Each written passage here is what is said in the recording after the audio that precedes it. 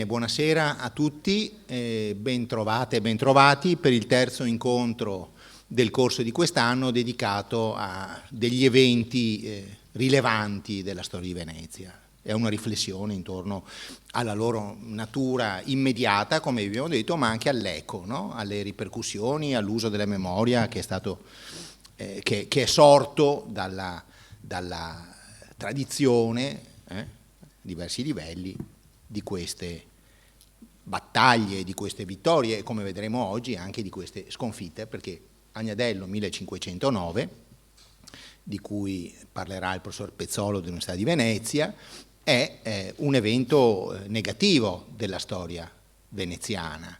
Nel corso delle guerre d'Italia, come disse un cronista di allora, delle guerre orrende d'Italia, una coalizione internazionale, praticamente vedremo di tutte le potenze di allora, decise di aggregarsi per colpire un'altra delle potenze di allora, che era appunto la Repubblica di Venezia. La sconfitta di Agnadello rappresenta questo momento decisivo, importante, è una delle battaglie celebri delle guerre d'Italia, rappresenta un motivo ovviamente molto noto e molto studiato dell'evento guerre d'Italia e quindi della ristrutturazione degli equilibri internazionali che si produssero al termine di queste trentennali campagne militari che videro la penisola italiana come teatro principale di questo scontro e di questo conflitto di fatto europeo, ma è anche importante per la storia veneziana, nell'immediato e nelle sue, come dire, conseguenze, nelle sue onde di medio e anche di lungo periodo, perché partendo da questa sconfitta, che come ci spiegherà il professor Pezzolo, produsse anche la perdita dello Stato, cioè quello che Venezia aveva costruito nel corso di 2 secoli, l'entroterra territoriale che arrivava fino alle province lombarde, Cremona, Bergamo, Brescia, si dissolse. A Venezia praticamente rimaneva poco più dell'entroterra veneziano. E quindi le guerre, la sconfitta di Agnadello costrinse la classe politica veneziana a riflettere sui motivi della sconfitta, quindi a fare un esame all'indietro delle eventuali manchevolezze della costruzione della sua autorità dal punto di vista fiscale, militare, politico, giudiziario, tecnologico e ad elaborare delle strategie per uscire da questa crisi, naturalmente cercando di non sconvolgere l'assetto che abbiamo già cominciato a conoscere in queste lezioni, ma anche in molti altri corsi, l'assetto costituzionale che, ricordiamo, è caratterizzato da un numero molto cospicuo di nobili che hanno un accesso al Maggior Consiglio e che di fatto da lì poi governano con le elezioni nelle varie magistrature lo Stato da terra e lo Stato da mar, quindi possiamo dire una sorta di ceto privilegiato, no? E mettere in discussione il privilegio, non do un'accezione valutativa, positiva o negativa di questo termine, ma il privilegio significa che soltanto coloro i quali per motivi di nascita e di famiglia avevano accesso al Maggior Consiglio esercitavano le principali cariche politiche nello Stato, a Venezia e nello Stato da terra e nello Stato da mare. Allora non bisognava naturalmente, partendo dalla valutazione dei motivi della sconfitta, mettere in discussione tutto quanto. Quindi fu uno sforzo molto interessante anche da quel punto di vista lì. E questo mi serve per presentare anche il professor Pezzolo, che come vi ho detto insegna all'Università di Venezia e si è occupato fin dai tempi, ahimè, remoti, in cui ci siamo conosciuti, mi fa piacere che la nostra amicizia duri tuttora, proprio sui banchi universitari, se non sbaglio proprio si occupò per la sua tesi di laurea, è interessante come si torni, no? Una sorta di circolo, talvolta questo accade, no? E proprio si occupò dei temi delle guerre d'Italia, dell'esercito veneziano, visto naturalmente dalla parte della documentazione veneziana, e poi parleremo anche un po' della documentazione, sentiremo cosa dirà Lucio Pezzolo e poi anche qualche mio commento, perché come sapete le guerre d'Italia sono delle guerre, sono delle storie che conoscono un'amplissima pubblicazione di testi, di riflessioni dei contemporanei. Pensiamo, per fare soltanto due esempi celebri, alle lettere di Niccolò Machiavelli, che era presente in terre molto vicine, no? Quando accadde questa sconfitta, o alle magnifiche pagine dedicate da un altro fiorentino, Guicciardini, proprio nelle sue storie d'Italia, a tutta questa vicenda di Venezia, l'impero, il papato, la sconfitta di Agnadello, eccetera, eccetera, eccetera. Bene, Lucio Pezzolo si è occupato dunque di esercito, ma di esercito non da un punto di vista semplicemente, come dire, della tecnologia militare o dello schieramento delle truppe in battaglia, un po' come si fa nelle scuole militari, ecco, va bene, ma anche degli aspetti sociali, economici, fiscali, tecnologici, che stanno dietro il fenomeno guerra, eserciti, in una prospettiva sia veneziana, ma poi anche così con il trascorrere del tempo, in una prospettiva italiana e anche europea. Quindi mi fa molto piacere che il professor Pezzolo abbia accettato l'invito a partecipare a questo corso e do immediatamente a lui la parola, terminati i miei 5 minuti classici, come dire, di presentazione, per sentire che taglio, che scelta avrà fatto per discutere di questo episodio così importante e non certo celebrato, perché rappresenta appunto una data negativa della storia della Repubblica, ma assai interessante per sviluppare tutta una serie di riflessioni. Allora, come sempre, Lucio, a te la parola, un 40 minuti, 3/4 d'ora, e poi magari qualche tempo per qualche ulteriore osservazione. Grazie e buon ascolto.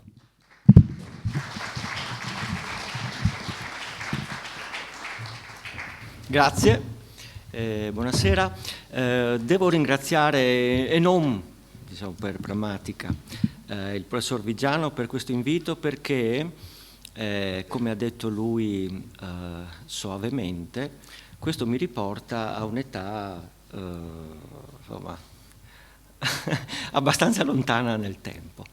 E appunto quando si era studenti e ognuno stava seguendo un po' i propri interessi, e mi sono imbattuto in Agnadello, che non avevo studiato mai come battaglia, perché appunto l'evento bellico di per sé non era interessante, era molto più interessante all'epoca le conseguenze di questa battaglia per la struttura dello Stato veneziano, per il dibattito politico, eccetera. E questa occasione mi ha condotto invece a cercare di esaminare alcuni aspetti connessi alla battaglia, alla macchina militare, eccetera, e che vi esporrò in questa sede. La mia conversazione sarà strutturata come segue. Darò una prima parte, sarà relativa alle questioni relative al perché potenze grandi o piccole della penisola italiana e dell'Europa ad un certo momento si mettono assieme per limitare la Repubblica di San Marco. Il secondo aspetto riguarderà la preparazione della guerra, dal punto di vista sempre veneziano, e poi passerò a esaminare rapidamente le componenti dell'esercito veneziano, poi la battaglia e quindi alcuni aspetti relativi a uno scontro bellico nell'Italia del Rinascimento, la fine che fanno i cadaveri, i morti, come si combatteva all'epoca, il modo all'italiana e il modo alla francese o alla svizzera nel Rinascimento, per poi ampliare la questione alla risposta che il ceto, la casta di governo veneziano elaborò all'indomani della notizia della sconfitta. E successivamente chiuderò con una breve interpretazione sulla sul significato di Agnadello, se fu effettivamente una svolta e in che ambito. Bene, allora, iniziamo con questa cartina che presenta i domini veneziani nel 1481.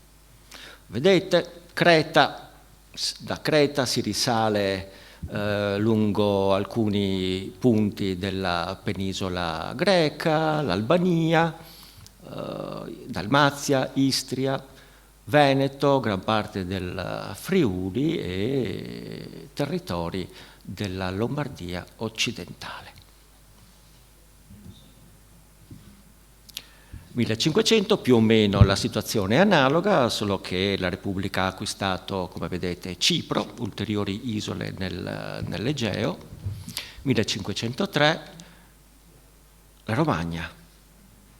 Romagna e porti in Puglia. Ravenna è un centro vitale per l'approvvigionamento granario di Venezia.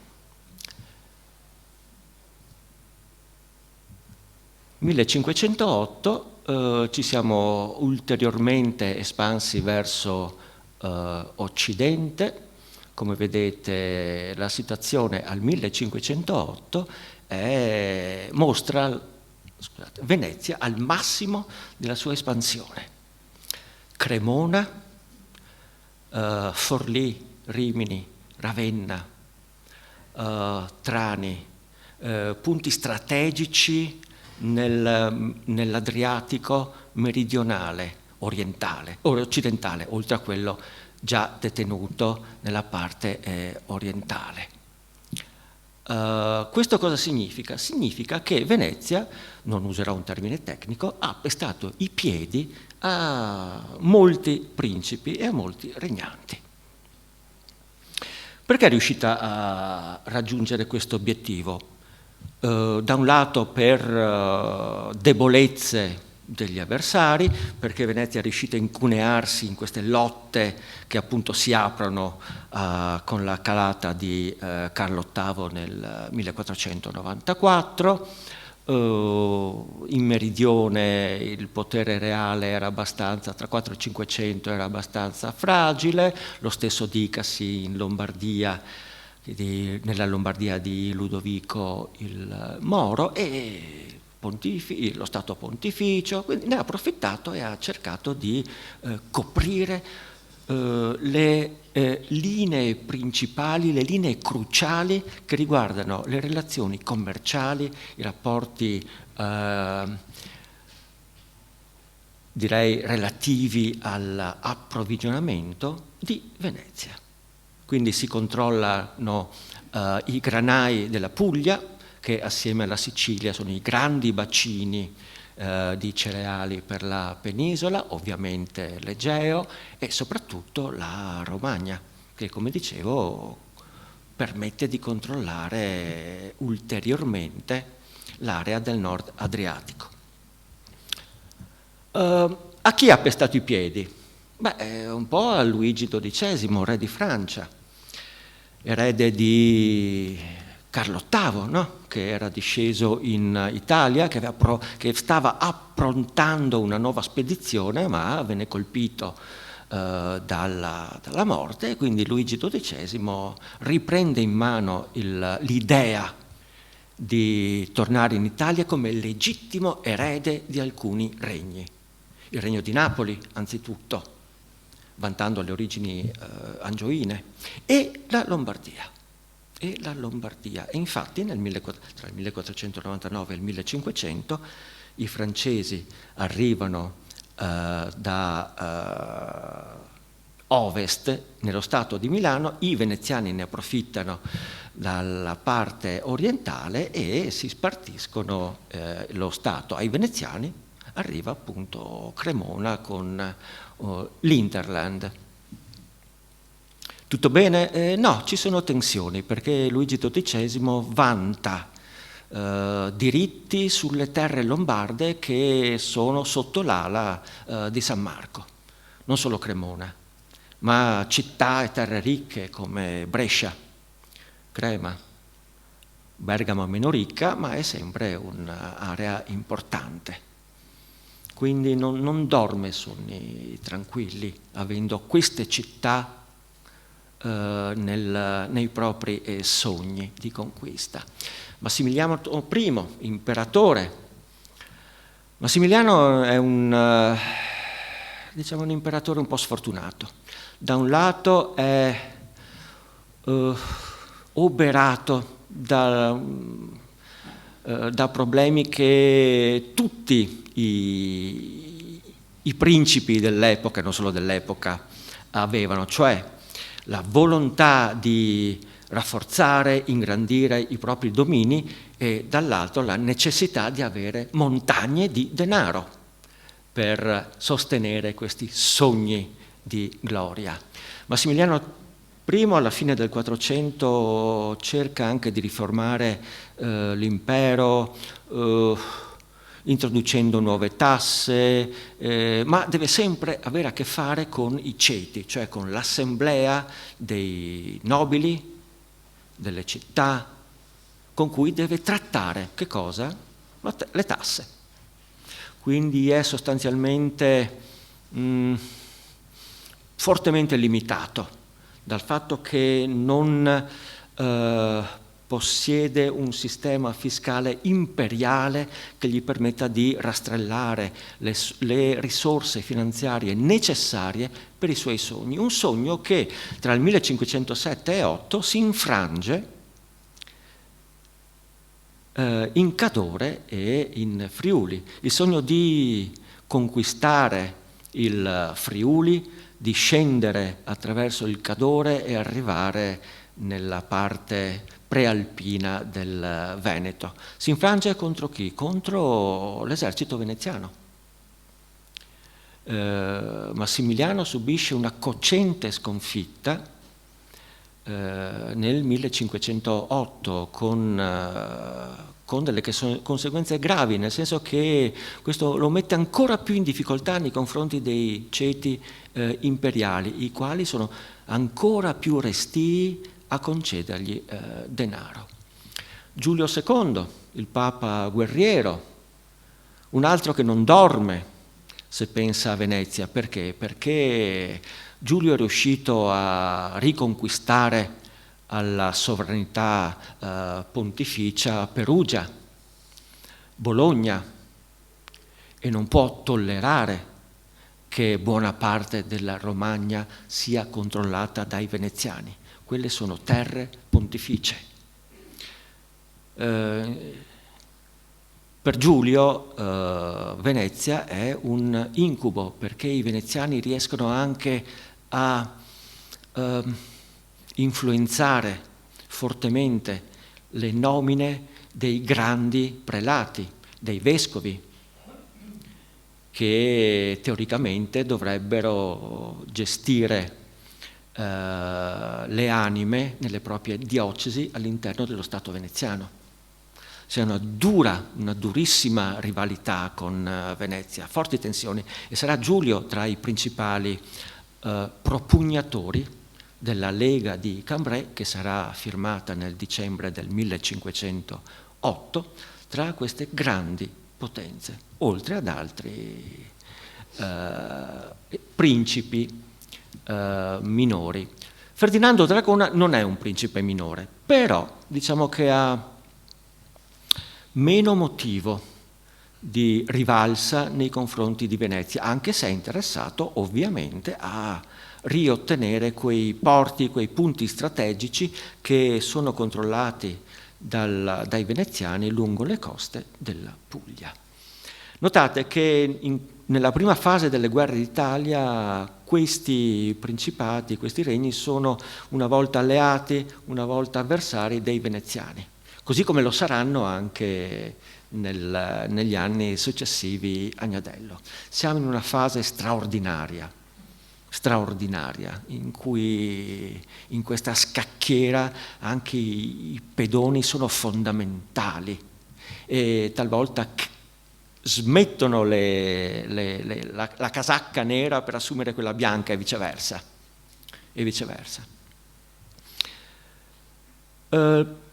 inizialmente Venezia non sembra preoccupata, apparentemente, alla notizia che è stata firmata questa lega. C'è una parte pubblica del trattato e una parte segreta che impegna in maniera molto più concreta, quest'ultima, i firmatari.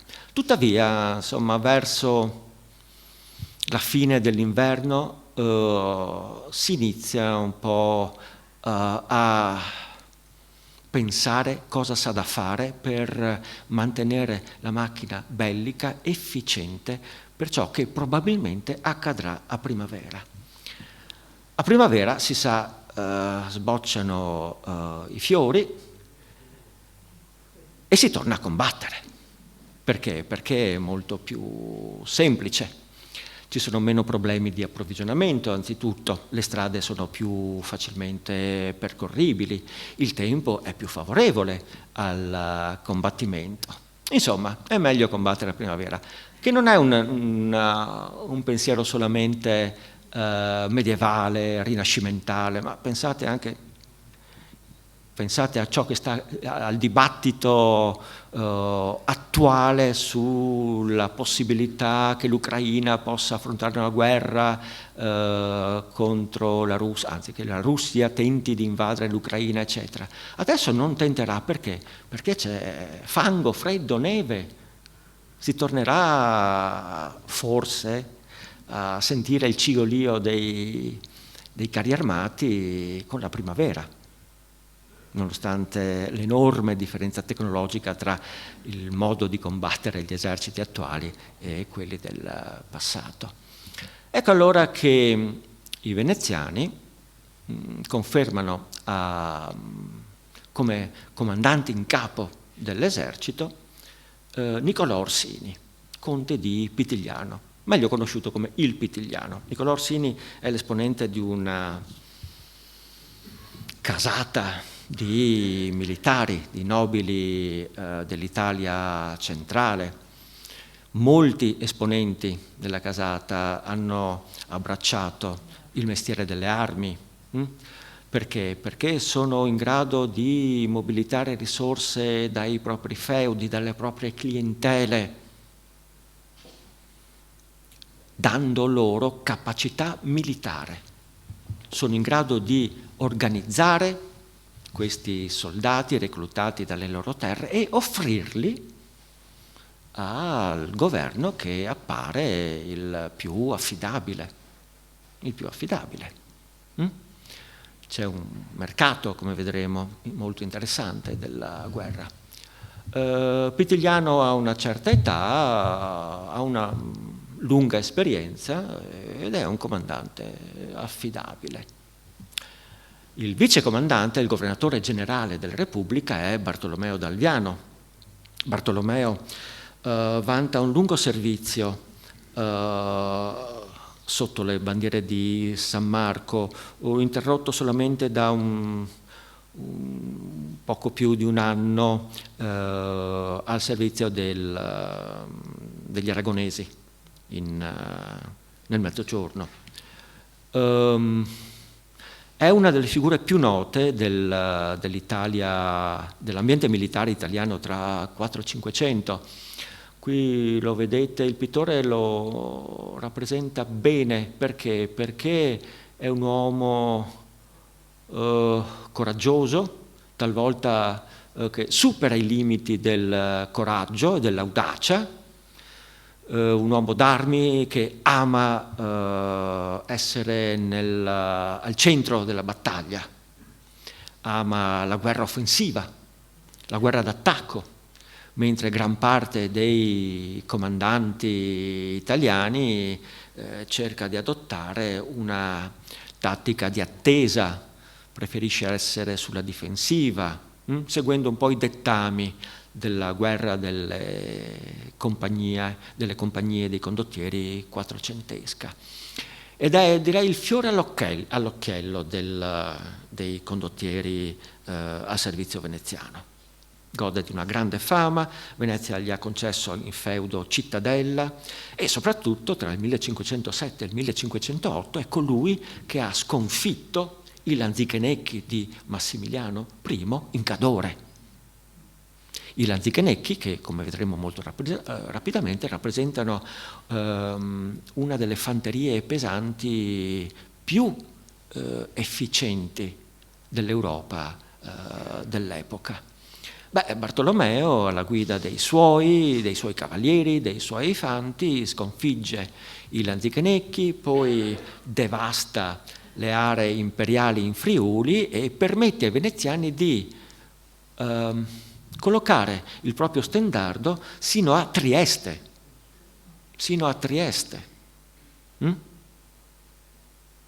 Un rapido assedio fa capire ai triestini che forse è meglio darsi alla Repubblica.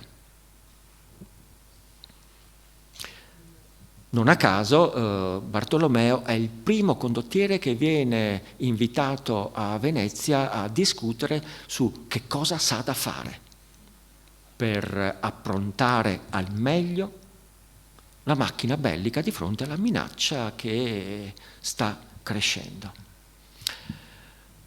Militari da una parte e politici dall'altra. Vi propongo qui il ritratto bellissimo ritratto di Tiziano che coglie il carattere di questo patrizio veneziano. Andrea Gritti, all'epoca nel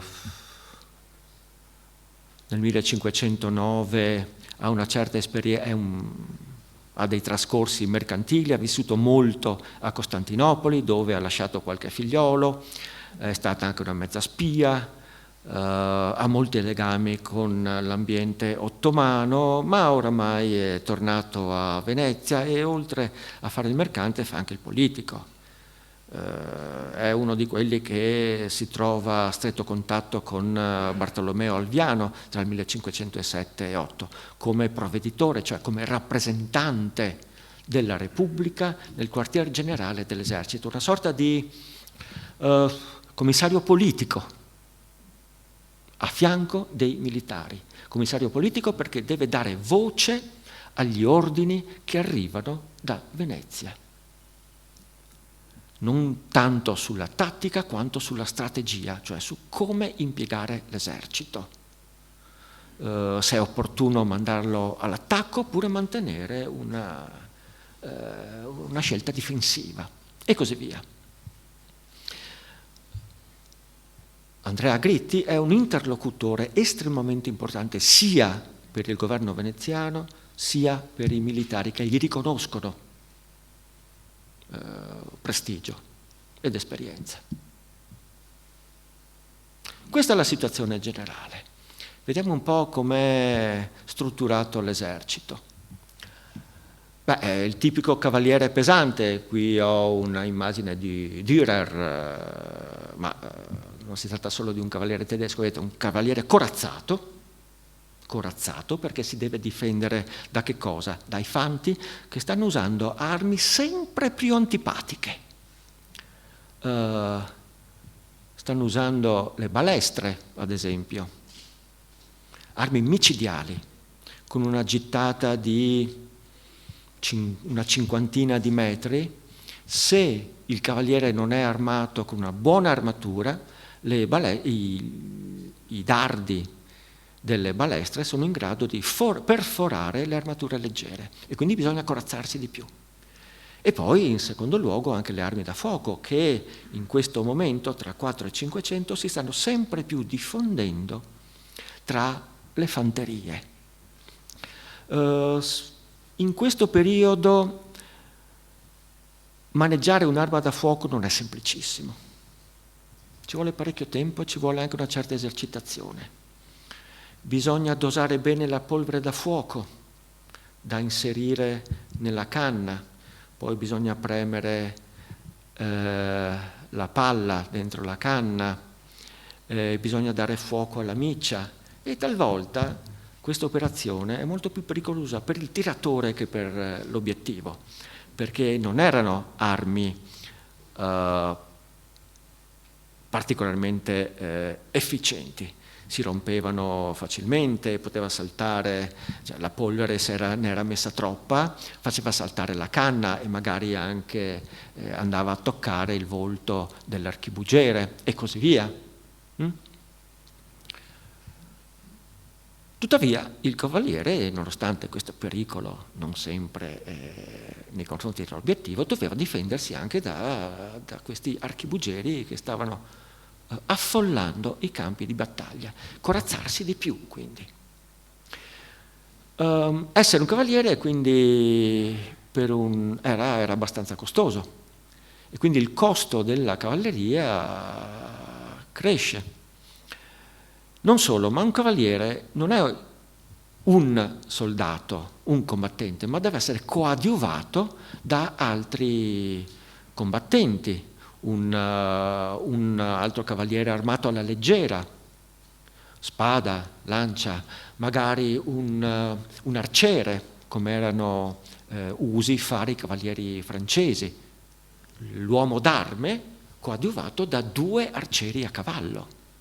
E magari anche un garzone, il ragazzo di bottega, potremmo dire, che si occupa dei cavalli, di prendere i prigionieri, di cambiare l'arma se si è rotta e così via. Questo gruppo di persone rappresenta una lancia, cioè l'unità fondamentale di qualsiasi reparto di cavalleria. Una lancia significa che non c'è un cavaliere, ma ce ne sono da 3 a 4, con diversa capacità di combattimento.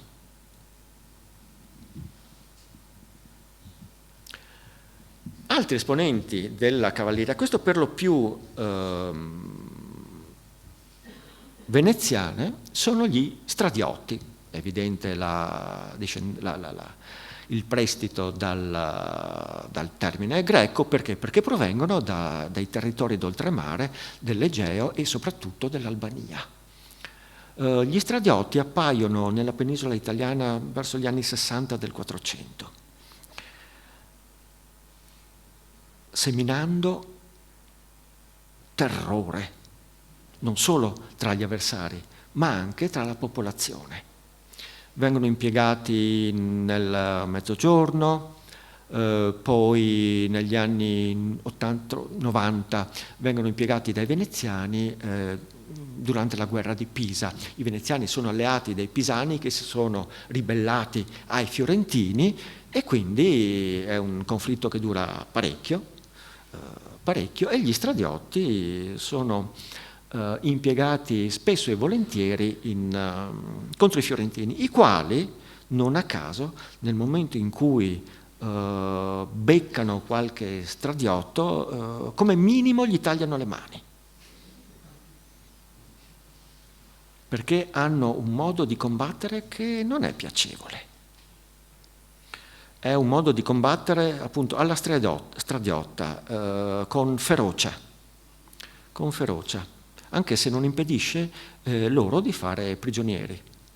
Perché? Perché fare prigionieri, come vedremo tra breve, significa ottenere un riscatto. E non a caso, quando un reparto di stradiotti nella primavera del 1509 arriva a Venezia, il governo ordina loro di trasferirsi in Romagna per affrontare le truppe pontificie. Gli stradiotti dicono no, noi vogliamo andare in Lombardia. Perché? Perché i francesi sono più ricchi.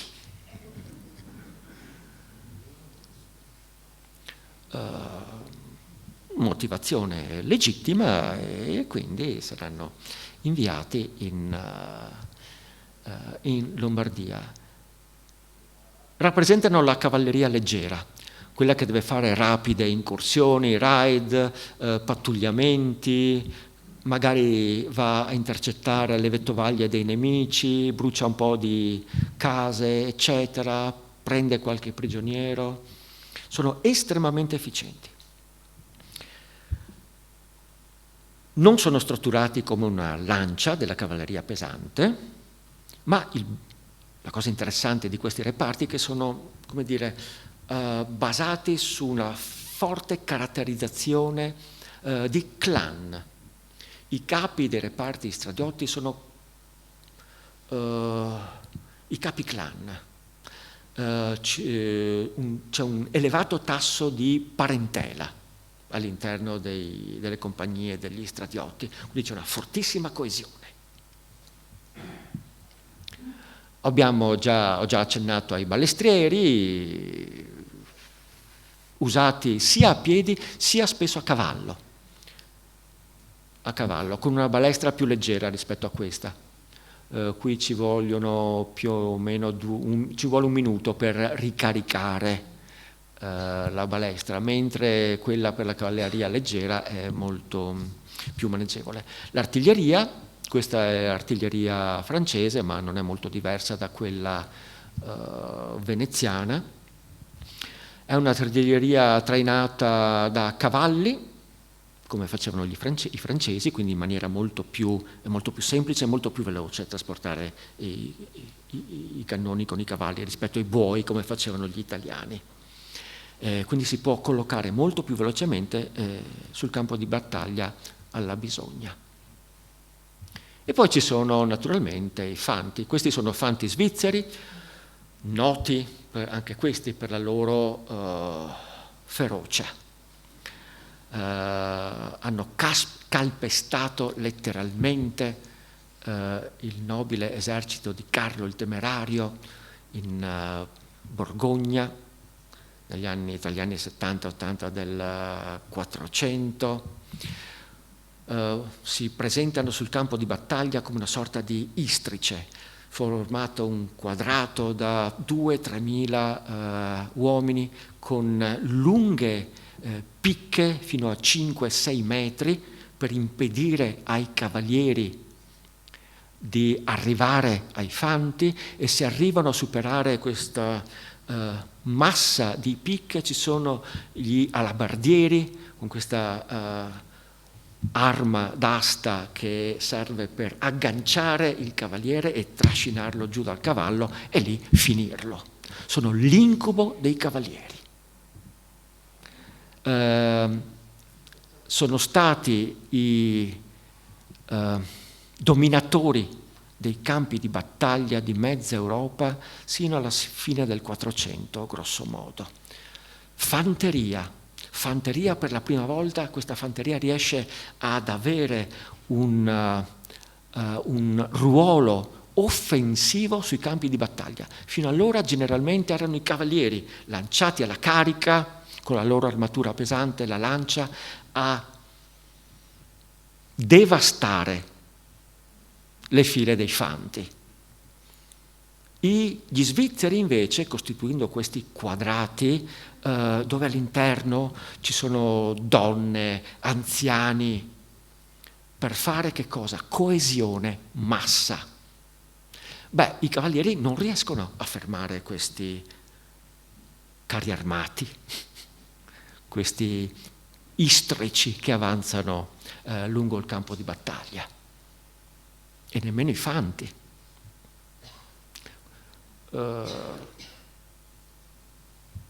Però tra 4 e 500 si risponde agli svizzeri approfittando anche di innovazioni tecnologiche come gli archibugi.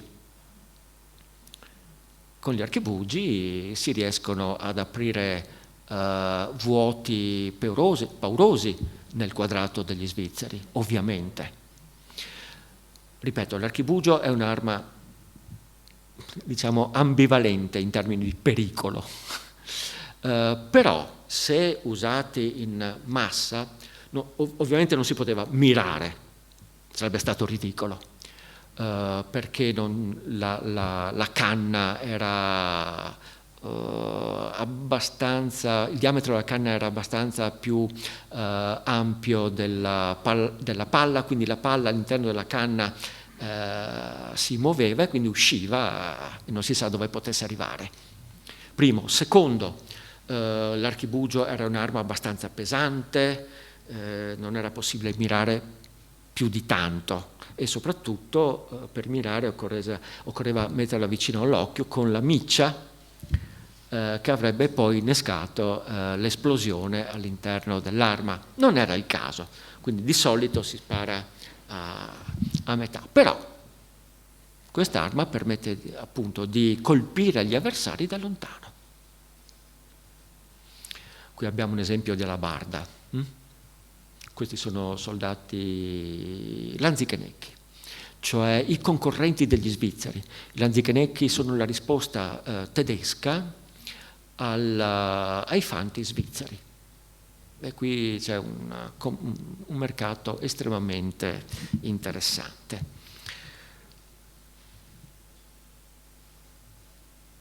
Questi sono tutti soldati professionisti. Vengono pagati più o meno regolarmente, combattono più o meno regolarmente. Accanto a questi soldati abbiamo anche altri fanti, miliziani. A Venezia si chiamano cernide, cioè scelti, le cernide oppure l'ordinanza. A Firenze abbiamo l'ordinanza di Machiavelli. In mezza Europa, tra fine 4 e inizi 500, i governi di mezza Europa iniziano a reclutare, a organizzare milizie da affiancare, non da sostituire, da affiancare i professionisti. Sono i professionisti che devono fare la guerra. Però serve che cosa? Massa. Gli eserciti sono tremendamente aumentati di numero, tra 4 e 500. Se prima un grosso esercito era costituito da 5-7 mila uomini, ora si parla di 20-30 mila uomini. Le necessità aumentano, le necessità finanziarie aumentano, bisogna reclutare più uomini. E quindi Venezia, agli inizi del Cinquecento, inizia a organizzare progressivamente un sistema di milizie locali. Un sistema di milizie locali. Ad Agnadello sono presenti circa 10.000 miliziani, cernide provenienti dal Friuli, dal Veneto centrale, dal Bresciano. Ruzzante, quando torna dal campo, è una cernida, è un'ordinanza, è una milizia, quando racconta della sua esperienza.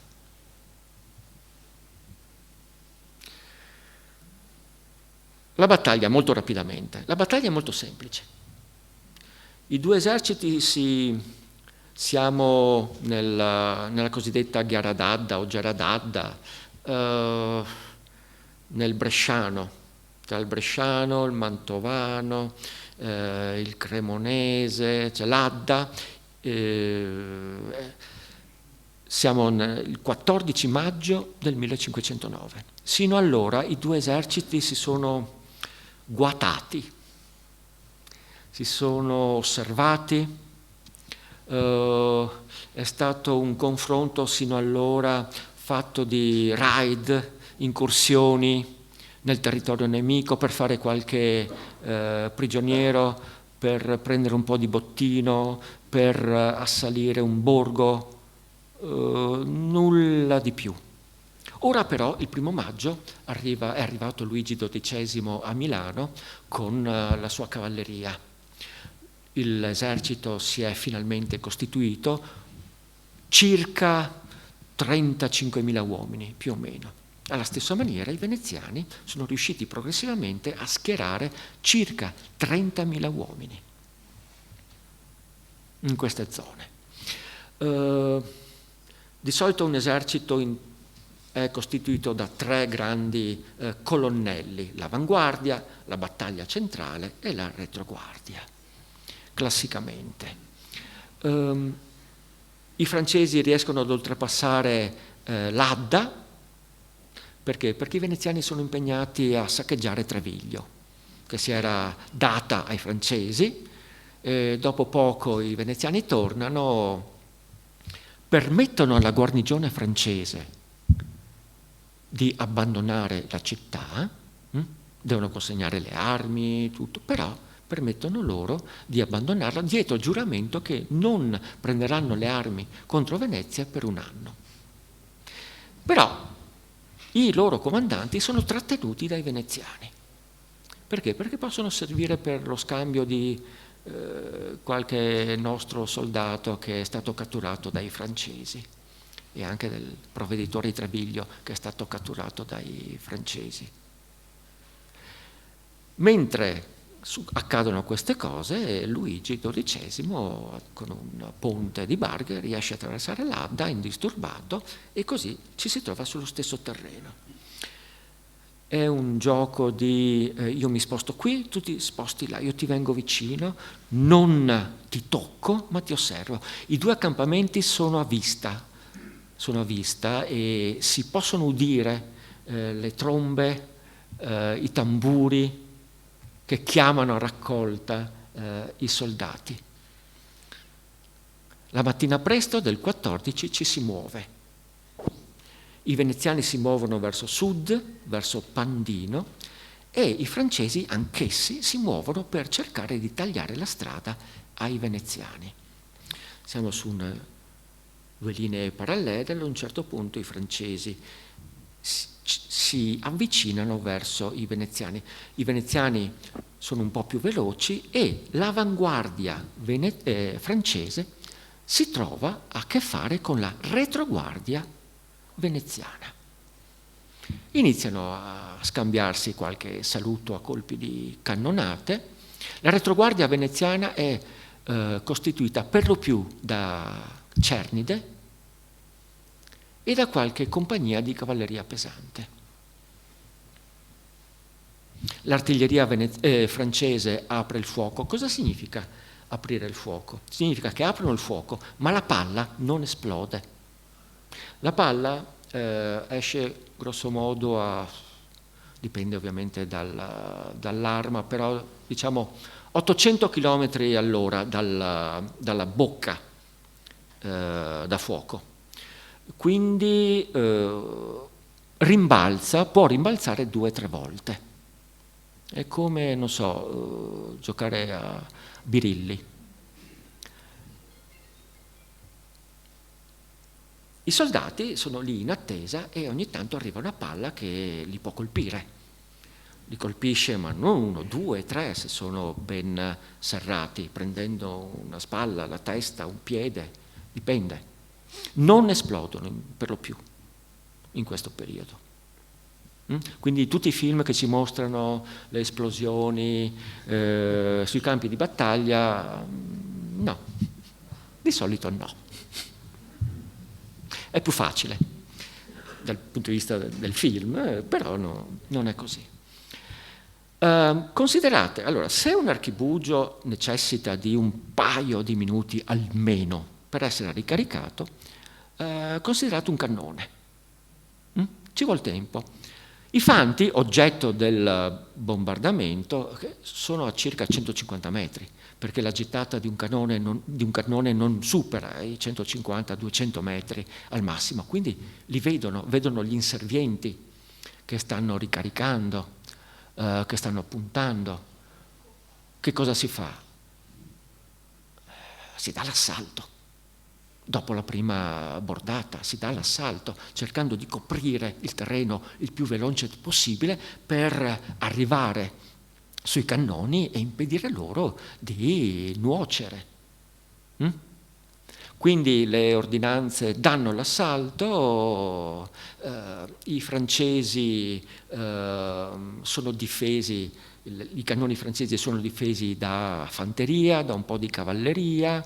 Arriva al gran galoppo l'Alviano, che era all'avanguardia. Ora considerate che l'esercito veneziano era disteso su pressopoco 4-5 chilometri, quindi le notizie non arrivavano velocemente. Certo, si sente il rumore dei cannoni, ma l'avanguardia, dove c'è il comandante Pitigliano, dove ci sono i vari condottieri principali, non sanno bene cosa sta accadendo. L'Alviano viene a sapere che è stato ingaggiato un combattimento, lui che avrebbe voluto entrare nello Stato di Milano montare su Milano così da costringere Luigi XII a ritirarsi, lui che avrebbe voluto andare a Mantova e appendere per il collo il marchese di Mantova, alleato dei francesi. Finalmente c'è l'occasione per attaccare il nemico. Corre, galoppa con i suoi cavalieri per aiutare i Fanti, e in effetti l'arrivo dell'Alviano sul campo di battaglia ha una sua funzione. I francesi sono in difficoltà. Il problema è che, da un lato, il grosso dell'esercito veneziano non si muove. Perché? Perché gli ordini di Venezia sono quelli di evitare l'ingaggio, di evitare il combattimento. E Pitiliano si attiene a questi ordini. Quindi Pitiliano non si muove per dar man forte ad Alviano. Dall'altra parte però i francesi, che hanno tutto l'esercito dietro, per definizione l'avanguardia, sono in grado di porre sul campo di battaglia un sempre maggior numero di uomini. Ora, la battaglia inizia verso, diciamo, il primissimo pomeriggio. Considerate che tenere in mano una spada, combattere con la spada, con la lancia, tenere uno scudo, eccetera, richiedeva che cosa? Forza, e dopo un po' non è che si possa combattere per 2 ore di seguito, no? Quindi bisogna avvicendare le prime file con soldati freschi. I francesi possono farlo, i veneziani no.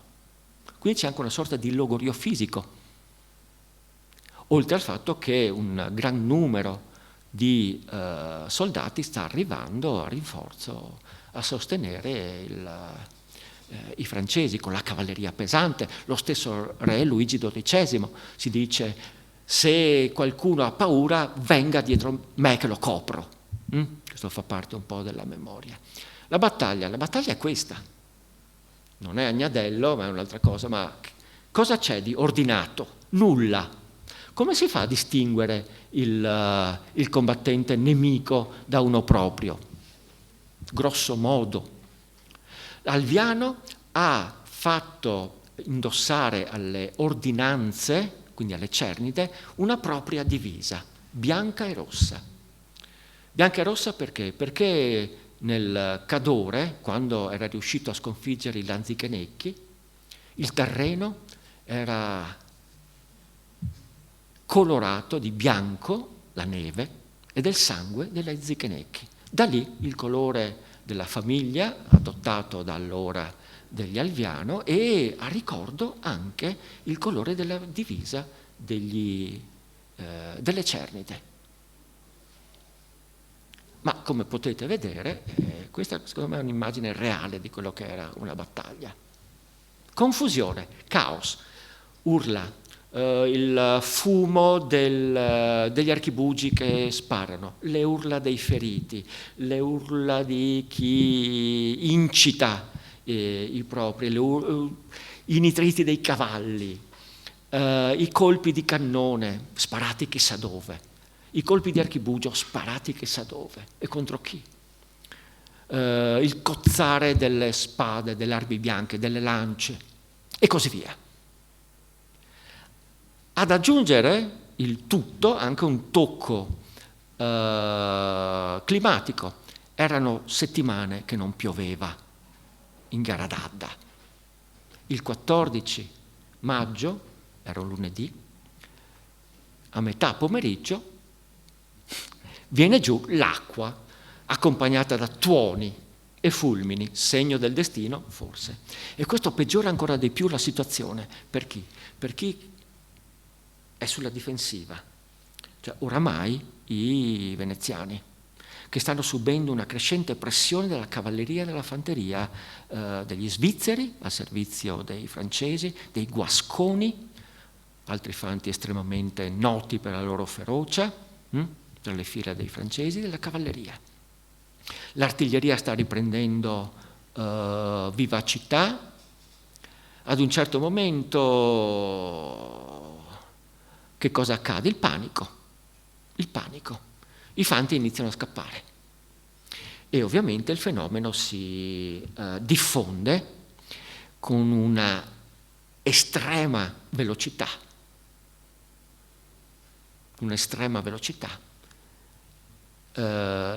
I fanti scappano per quanto possibile, i cavalieri scappano ancora più velocemente ed è la fine. Cosa accade? Allora, il paesaggio dopo la battaglia. No, non c'è nulla. Immaginatevi. Probabilmente un cronista, un testimone fiorentino, che era l'ambasciatore a seguito di Luigi XII, parla che è arrivato sul posto il giorno dopo, parla di 3 grandi cataste di cadaveri. I francesi dicono che ci sono stati più o meno 14.000 uomini morti nel campo veneziano. E questo viene ripreso anche da alcuni cronisti milanesi. Molto probabilmente si attorno ai 4.000 uomini, grosso modo. Fanti. Pochi cavalieri. Ci viene detto che si sono visti poche carcasse di cavalli. I francesi hanno molti meno uomini uccisi e anch'essi pochi cavalieri. È stato uno scontro di fanti. Ecco perché è stato così cruento. Non si fanno prigionieri i fanti. Perché? Perché non valgono nulla.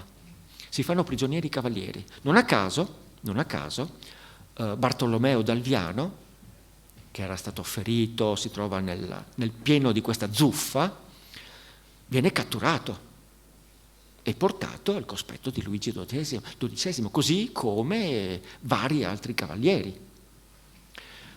Luigi XII dà ordine di non avere pietà dei nemici e i guasconi passano sul campo di battaglia a sgozzare i feriti, i sopravvissuti, eccetera. Molte morti sono stati causati anche dal fatto che la cavalleria è passata sopra i fanti e così via. Che fine hanno fatto i cadaveri? Sono stati accatastati e probabilmente sono stati cremati. Tutti i testimoni ci parlano di corpi denudati. Perché? Perché dopo la fine della battaglia c'è la raccolta del bottino. Vengono letteralmente denudati. Tutti parlano di cadaveri nudi e così vengono o in parte inumati o cremati. Non sarebbe stata una battaglia, una disfatta terribile, se non che l'esercito veneziano, gran parte dell'esercito veneziano, oltre 20.000 uomini, inizia a ritirarsi. Molte cernide abbandonano il campo, nonostante il governo veneziano avesse fulminato coloro che disertavano con minacciando il taglio del naso, il taglio delle orecchie, sino alla morte. Scappano i fanti, professionisti, scappano i cavalieri, l'esercito veneziano arriva a Brescia, poi Peschiera, incalzato dai francesi. La disfatta non è sul campo di battaglia, è dopo. Non riescono a riorganizzarsi. Perché? Perché le città in cui vogliono entrare stanno facendo orecchie da mercante. Ora, immaginate il consiglio cittadino di Bergamo, Brescia, Verona e così via, viene a sapere che l'esercito veneziano è braccato da quello francese, noto per la ferocia dei soldati. Luigi XII ha avvertito tutti, ha minacciato. Io non voglio che nemmeno i miei cannoni sparino un colpo contro le città. Le città devono aprire i loro portoni subito. Altrimenti che cosa accade? Altrimenti accade che, come da diritto, gli assalitori hanno diritto di saccheggiare la città, di uccidere coloro che oppongono resistenza e quindi di impadronirsi di quello che rimane della città. Ora, io che sono un bresciano, vedo transitare i resti dell'esercito veneziano. A breve so che arrivano i francesi, vittoriosi. C'è una guarnigione che non sa bene cosa fare, guidata da un provveditore veneziano che non sa bene cosa fare. La città ordina il governo locale ordina di chiudere le porte e di resistere. Questo si può fare se si ha la minima speranza che possa arrivare un esercito in aiuto, in soccorso. Ma questa speranza non c'è. Da qui tutte le città che progressivamente aprono le porte ai francesi, che si fermano però a Peschiera. Perché? Perché nel trattato con gli alleati il resto della terraferma va a chi? A colui che ha pieno diritto di sovranità sulla terraferma, cioè l'imperatore. Ed ecco che, tra poco finisco, arriva l'imperatore, il quale ha durato gran fatica a mettere su il suo esercito. Gran fatica, perché occorreva tanto denaro.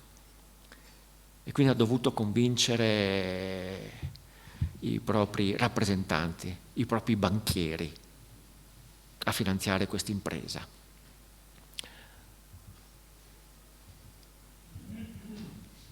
Quindi da nord arriva Massimiliano, il quale si ritrova le città che aprono serenamente, perché i resti dell'esercito veneziano ormai sono arrivati in laguna. E nel giro di 2 settimane lo stato di terraferma crolla letteralmente, giustamente.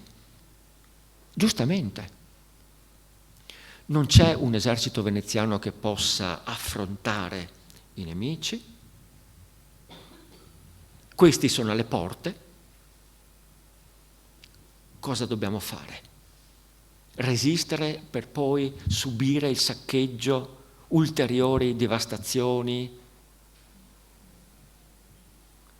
Da qui il crollo dello Stato veneziano di terraferma. Questo ha portato da un lato, questa è la memoria della battaglia, ma non importa, questa è la memoria della rappresentazione della grande guerra veneziana dell'imperatore. È un grande pannello, come vedete, il leone marciano che sta abbandonando, anzi che ha abbandonato la terraferma, inseguito dalle armate imperiali e che se ne ritorna in laguna. Questo provoca naturalmente una drammatica crisi di coscienza all'interno della casta dirigente veneziana. Dove abbiamo sbagliato? Perché è crollato in pochissimo tempo uno Stato? Perché per vari motivi. Intanto considerate che le grandi paure dei veneziani è quella di ovviamente che gli imperiali arrivino in laguna. Da lì che venga attaccata Venezia. Si pensa anzitutto non in termini di Stato territoriale, ma di città. Venezia è in pericolo. Mentre ad esempio le osservazioni Machiavelli riguardano lo Stato territoriale veneziano. Ha una visione diversa, che può avere per certi versi un fiorentino, ma non un veneziano. Dove abbiamo sbagliato? Gerolamo Priuli, ci sono 10.000 prostitute in questa maledetta città, ecco i segni del degrado. Abbiamo abbandonato la mercatura per andare a acquistare terra, non siamo più puri come una volta, un altro segno del degrado. Sodomiti e così via. È una crisi etica, morale e anche una crisi politica. Come sapete, ed ecco qui andiamo al 1509, la situazione è questa, dopo non molti anni i veneziani riescono a riconquistare tutto, quasi tutto. Trieste naturalmente, diciamo la Venezia Giulia viene abbandonata, Cremona viene lasciata allo Stato di Milano, si perdono la Romagna, si concede al Papa di decidere chi dovranno essere i vescovi nello Stato veneziano, i porti in Puglia vengono naturalmente abbandonati e così via. Tutto come prima? No, non tutto come prima. Ed ecco la conclusione finale. Secondo me Agnadello ha rappresentato un'occasione per un ulteriore compattamento dello Stato veneziano. Perché? Perché una volta che Venezia ha rimesso il vessillo di San Marco, è tornato a sventolare sulle varie città, apparentemente tutto è rimasto come prima. I consigli cittadini sono rimasti una prerogativa delle élite urbane, apparentemente le città hanno mantenuto il controllo sul contado, cioè sull'area circostante. Nel breve periodo questo è vero, ma nel medio periodo le cose sono cambiate, sono molto cambiate. Le elite urbane sono state progressivamente indebolite, grazie anche all'appoggio che la casta dirigente veneziana offre alle elite rurali, cioè si crea un forte contrappeso al tradizionale controllo urbano sulle campagne, riequilibrando quindi le relazioni politiche all'interno dello Stato. Il tutto nasce da una sconfitta, direi quasi una gloriosa sconfitta, per poi arrivare a uno Stato più forte per certi versi. Grazie e scusate se mi sono dilungato.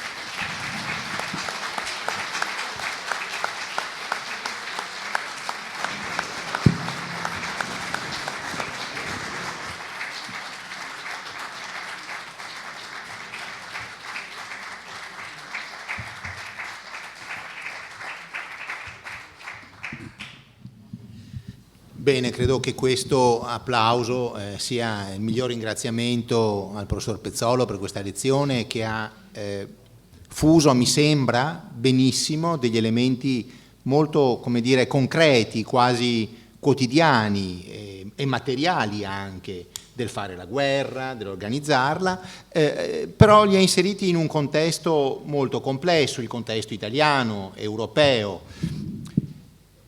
E anche la conclusione che il professor Pezzolo ci ha fornito, pensiamo sempre, come dire, ai nostri corsi, non soltanto quello di quest'anno, ma anche quelli degli anni precedenti, sono utili perché, insomma, partecipano a un dibattito storiografico, un po' accademico, che ha avuto un grande rilievo. Secondo alcuni, con il Cinquecento, che naturalmente non è solo Agnadello, le guerre con le potenze straniere e anche, come voi sapete benissimo, la perdita della via privilegiata del traffico delle spezie, le trasformazioni dell'economia a mondo, no? L'emergere di nuove potenze, alcune sono queste che abbiamo sentito oggi, ma poi ce ne saranno anche altre nel corso del Cinquecento. Secondo alcuni Agnadello è una data simbolo, potremmo dire, un turning point, al di là dei suoi effetti reali, perché segna l'inizio, potremmo dire così, di una decadenza, di una secolare decadenza. Sia da un punto di vista politico, amministrativo, economico, culturale un po' meno, perché ci saranno ancora dei grandi bagliori, insomma, della cultura veneziana, pensiamo alla cultura figurativa, alla cultura musicale, ma insomma di decadenza si tratterebbe.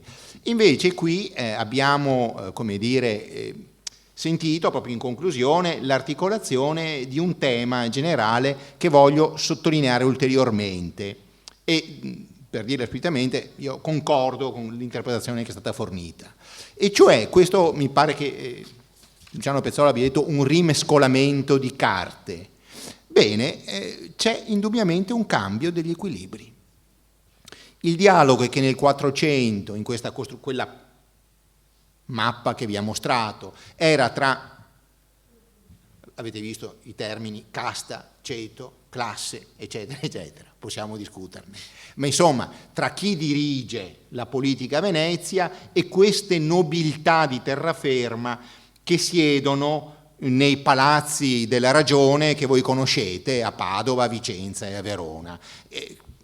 Erano persone ricche, colte, potenti e anch'esse privilegiate. Il dialogo è tra, come dire, tra queste due elite, no? Tra questi due vertici.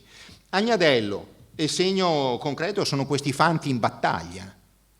Questa battaglia che è terribile anche perché, permettetemi un termine, un aggettivo che forse gli storici militari potrebbero trovare poco adatto, è una battaglia democratica, no? Di gente che combatte con le gambe sul terreno e si trova di fronte il nemico. Bene, democratico è un termine eccessivo, ma indubbiamente c'è un rimescolamento di carte. Questa elite, questi ceti emergenti nel mondo delle piccole città, quindi non più soltanto Verona, Vicenza, Padova, ma anche delle città minori e perfino delle comunità contadine. E questo è un fattore che avvicinerebbe la storia veneziana alla storia di altri paesi europei. Quindi non un'eccezionalità, ma delle linee comuni di uno sviluppo polifonico, differente da area in area, che però mantiene dei tratti comuni. Per usare un termine impegnativo, è un processo, potremmo dire, di civilizzazione, di mutamento profondo della vita di chi abita in una piccola comunità veneta come in un territorio amplissimo come era già l'Europa di oggi, di ieri. Quindi grazie veramente per queste osservazioni. Io avrei tante domande tecniche, tante curiosità e io di solito finisco, ci sono 10 minuti, quindi io finisco con qualche consiglio di lettura che traggo, vero? Ecco, voi me lo permettete. Allora, vi ho già detto La storia d'Italia di Guicciardini, che è questo libro stupendo che si occupa in modo polifonico e complesso di quella che Guicciardini, all'inizio anche qui di un mito fortunato che correrà nei secoli, raccontava come la fine delle libertà italiane. Più tardi nell'Ottocento si dirà la fine dell'indipendenza, ma insomma la fine di questi stati di fatto autonomi. E ricordiamo che Venezia fu in realtà l'unico praticamente stato, insieme all'altro emergente e qui vincente, e cioè lo Stato del Papa, a mantenere la sua, si diceva allora maestà o superiorità, non si diceva sovranità come diciamo oggi. Ecco, questi sono i temi. E allora chi descrive bene questa cosa? Guicciardini, se vogliamo il grande osservatore italiano ed europeo. Ricordiamo che da Guicciardini in avanti la storia delle guerre, anche delle guerre lontane, delle guerre delle Fiandre, si scriverà sullo stile di Guicciardini. Ma da un punto di vista vernacolare veneziano io vi rimando a una lettura non semplicissima dal punto di vista proprio del lessico, della lingua, talvolta un po' faticosa, ma straordinariamente affascinante, forse ancora di più dei testi importanti di Guicciardini, di Machiavelli, che sono i diari degli scrittori veneziani. Luciano Pezzolo citava Girolamo Priuli, un mercante, che scrive dei diari bellissimi, ma ancora più dettagliati e puntuali fino all'esasperazione sono i diari di Marin Sanudo, un nobile veneziano, un po' sfortunato, non di primissimo piano, ambisce a entrare nel Senato ma ci riesce soltanto per un periodo ristretto, vorrebbe diventare il pubblico storiografo di Venezia, cioè quello che veniva stipendiato dalla Repubblica per scrivere di tempo, come si usava a Roma, di scrivere di tempo in tempo gli annali, la storia della città. Non ci riuscirà, perché alla fine vennero privilegiati autori più colti, raffinati e più potenti. Ma proprio nel fare questa sorta di preparazione per la storia di Venezia, Sanudo raccoglierà tutto quello che poteva raccogliere.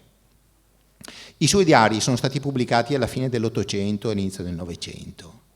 Per oggi si possono vedere tutti con un click molto semplice su Google Books e si possono leggere. Sono 50 volumi, no Lucio?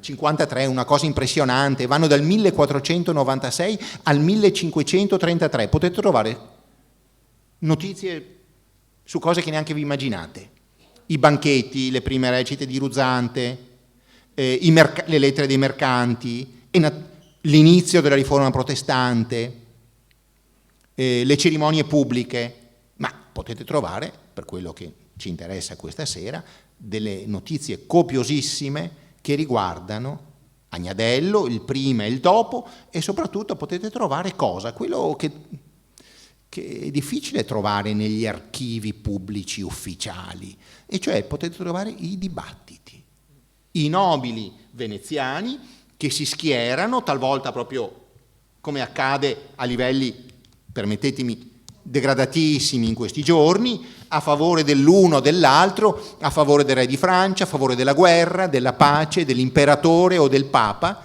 e prendono farsi aiutare dall'ottomano. Esattamente, ecco, e quindi voi se prendete Sanudo avete un quadro ricchissimo per tante cose che abbiamo detto oggi e per tante cose anche che diremo prossimamente, se voi sarete sempre così cortesi a seguirci. Ecco, c'è veramente qualche minuto, perché noi chiudiamo come sapete alle 7, per qualche curiosità anche tecnica o qualche necessità di chiarimento. A voi la parola, insomma. Prego, vedo due mani, uno e uno. Allora, prima qui e poi... Siccome io ricordo da sempre il monumento funebre di Gastone di Foix, che morì nella battaglia di Agnadello, mi spiegarono. Così, se il professore mi sa dire che se era un Pinco Pallo che è stato sfortunato o se era veramente un capo importante, ecco. Tutto qua. Grazie. Sì, grazie. Dunque, la fama di Gaston de Foix non deriva da Agnadello, ma dalle altre battaglie più importanti.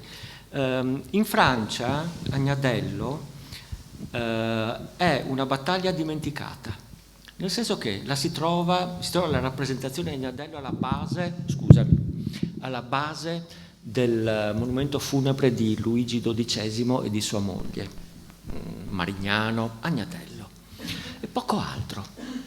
Perché? Perché poi sono arrivate battaglie più importanti e quindi hanno la fama ha sovrastato questa battaglia. E analogamente Gaston de Foix è famoso per altri scontri. Comunque sì, era tra i personaggi più in vista.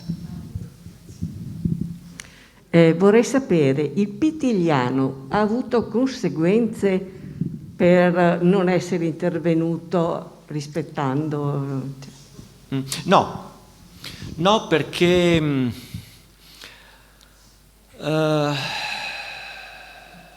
c'è stato un atteggiamento pragmatico da parte di Venezia, anzitutto. Cioè, se avessero processato Pitigliano, a chi avrebbero dato l'esercito in quel momento? Lui aveva assicurato la guida. E poi si è anche mostrato adeguato, alla riconquista dello Stato, quindi no. Inizialmente era stato accusato più che altro l'Alviano, la testa calda di Alviano, che aveva ingaggiato uno scontro che progressivamente è diventato sempre più ampio, nonostante gli ordini.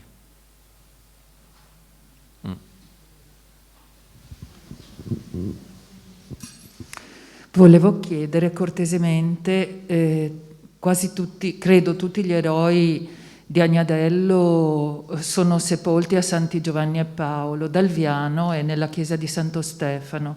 Potrebbe esserci un motivo che lei ci può dire o no? Dunque, io so che è stato portato lì quando le sue spoglie sono arrivate da Brescia.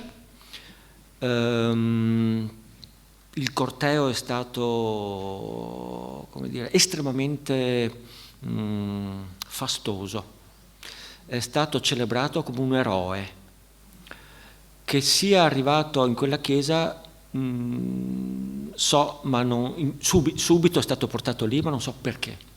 Tra l'altro gli abitanti di Alviano so che stavano muovendo per trasportare le gloriose spoglie nel loro ridente borgo.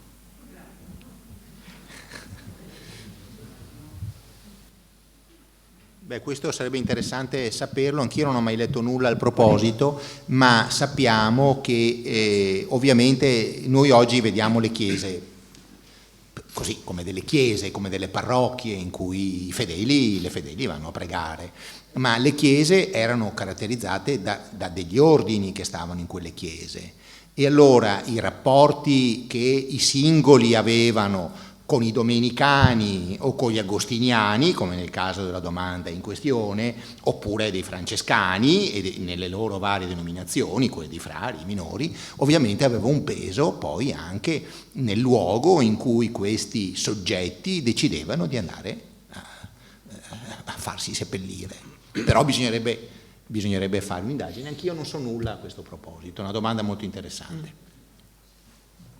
C'è una domanda qui adesso e poi a lei. Ok, allora io credo di poter dire che a quell'epoca a Venezia ci fossero 170-180 mila abitanti. Un po' meno forse. Okay. Nei primi 500, sì, forse 120.000, 150. Ok, quindi gran parte di questa popolazione era costituita da popolo minuto, immagino io. Quindi la mia curiosità è quali sono state quali potevano essere state le conseguenze di questi grandi avvenimenti militari e politici nel popolo minuto, nel popolo più minuto, diciamo, che costituiva la gran parte della popolazione di Venezia. E poi vorrei fare anche una seconda domanda. Faccio subito. Faccio subito. Sì. Ok, allora Guicciardini e Marin Sanuto credo che sia un po' difficile leggerli. Mi immagino che ci siano dei titoli moderni, più aggiornati, e magari, professore, una sua monografia sull'argomento. Anche questo. Le mie monografie non sono leggibili. Sono leggibili.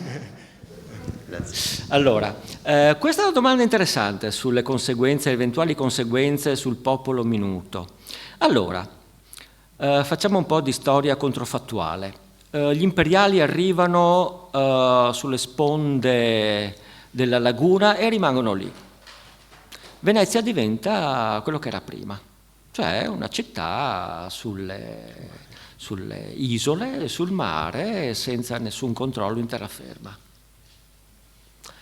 Quindi aumentano i costi per l'esportazione dei prodotti che arrivano dal Levante, perché bisogna pagare più dazi a potenze in terraferma.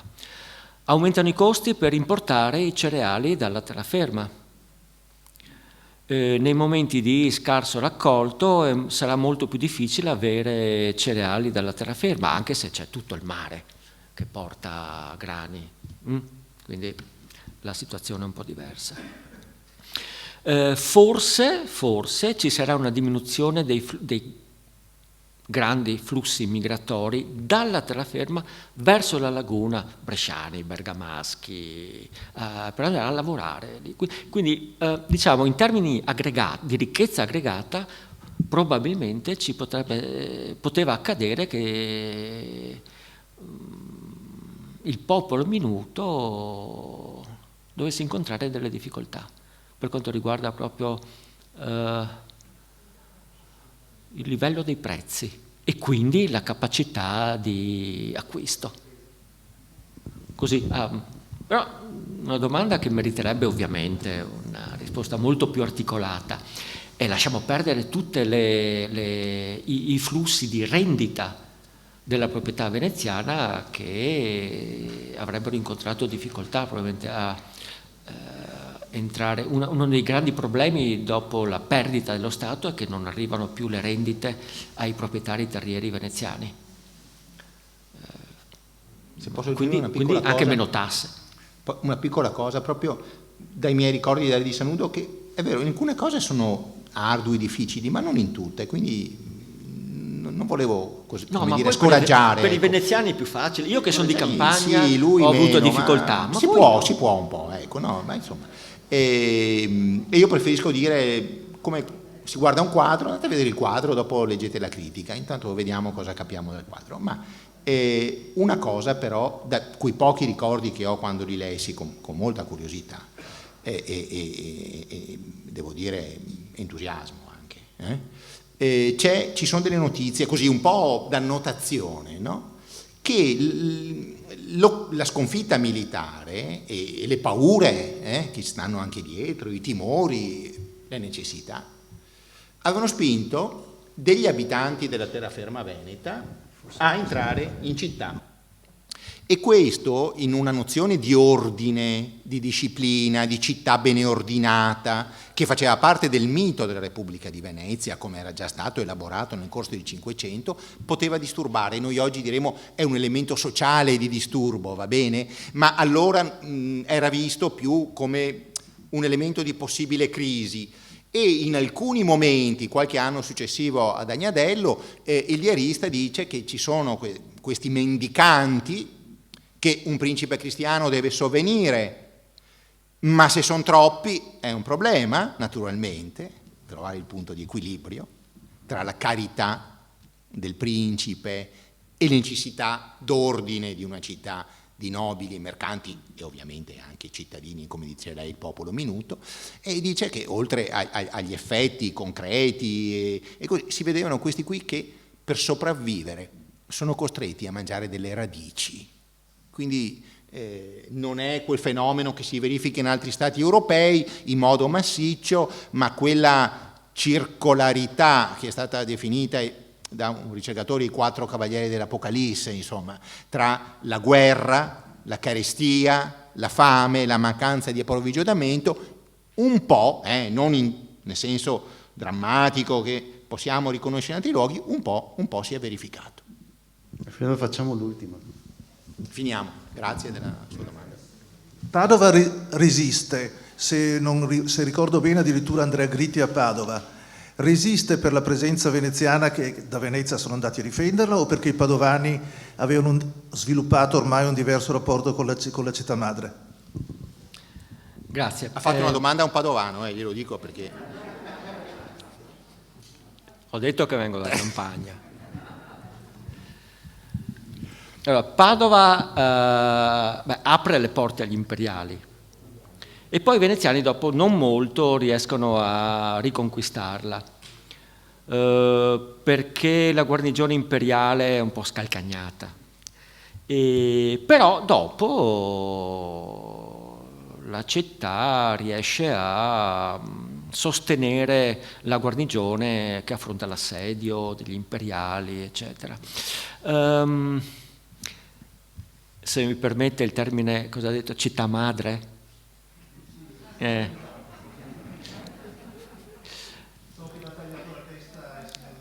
Ha tagliato la testa come dovevano fare. Beh, guardi, quando arriva gli imperiali a Padova, alcuni, perché non si può sempre dire tutti, Padova, no?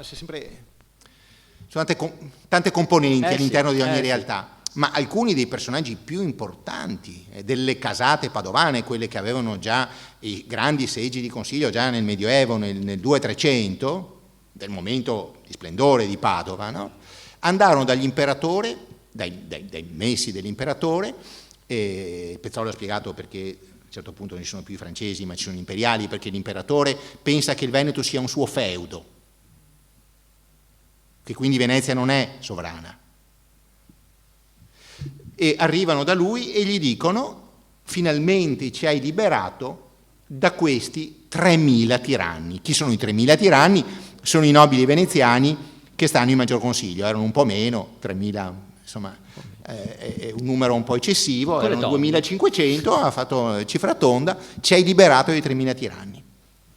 Quindi c'era anche questo sentimento. E poi bisogna considerare anche le fazioni, le lotte di fazioni all'interno di ogni città. Guelfi ghibellini, filo veneziani, filo imperiali, filo francesi e così via. Lotte di fazioni che nascondono naturalmente questioni di potere e di controllo.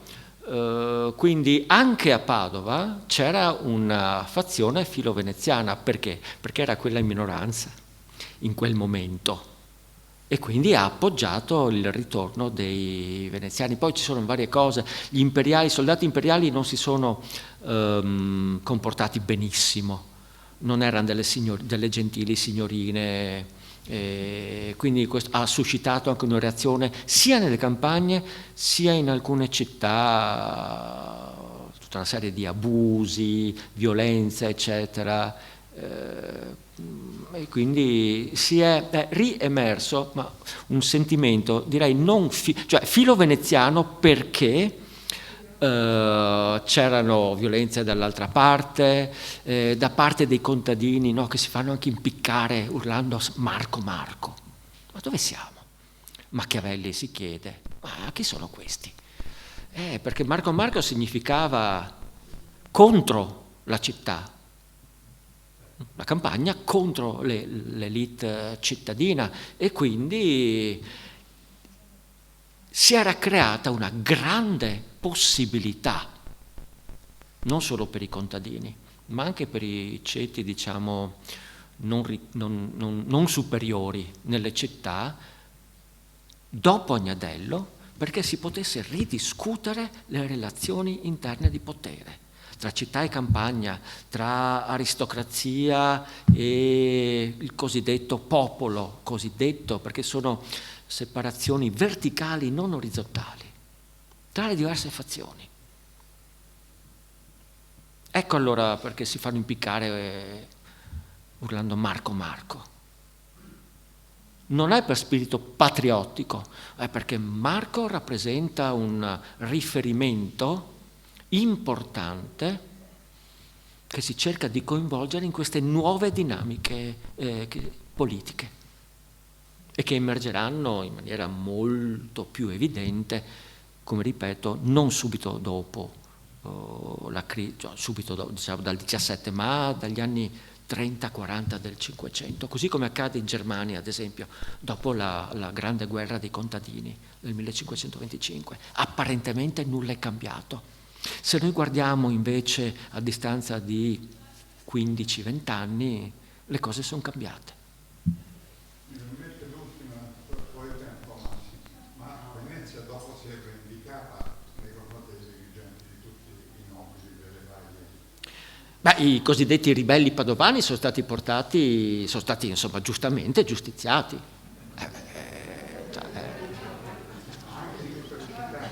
Meno, ce l'avevano qui i padovani in particolare.